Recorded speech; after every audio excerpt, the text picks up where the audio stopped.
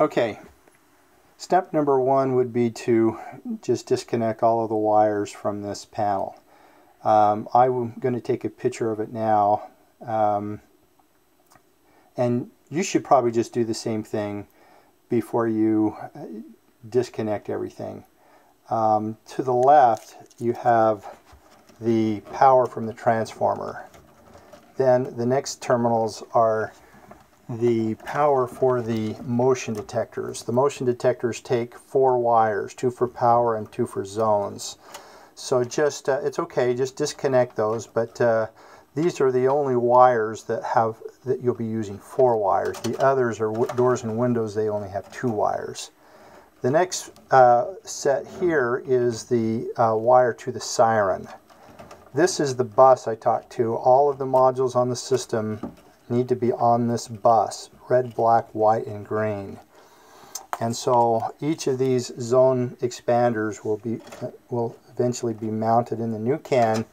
They need to go be connected there. They have it's going fuzzy because here's my voice, but there's red, black, yellow, and green on these as well. Just connect both ends to those 4 terminals. Then you're going to, the new panel will come with the circuit board disconnected. You can see right there where I'm pointing, there's one of those standoffs, just like these I'm holding, that came with the zone expanders. So this one takes 5, the main board. Snap those into the can first, and then snap the board into the standoffs, and screw the new can to the wall. And of course you'll be feeding through all the disconnected wires, and then maybe land these wires I'm pointing to first. All these other wires will be just disconnected, and we'll make a new home for them.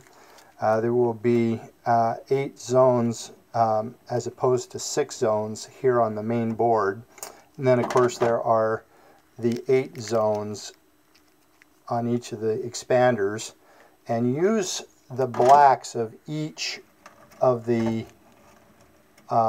zones, like the door contact or window contact, and put those on the shared common. So you'll have, because I'm talking you won't be able to see this, but you'll have zone 1 and then common, zone 2 and then common, then not a common, then it'll jump right to zone 3.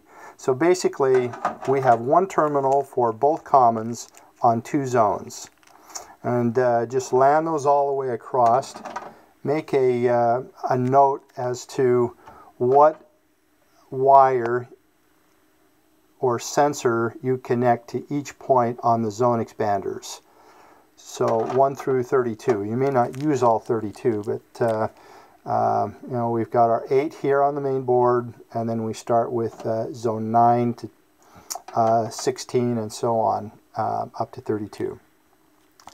Once that's done, then plug in your battery and plug the transformer back into the wall.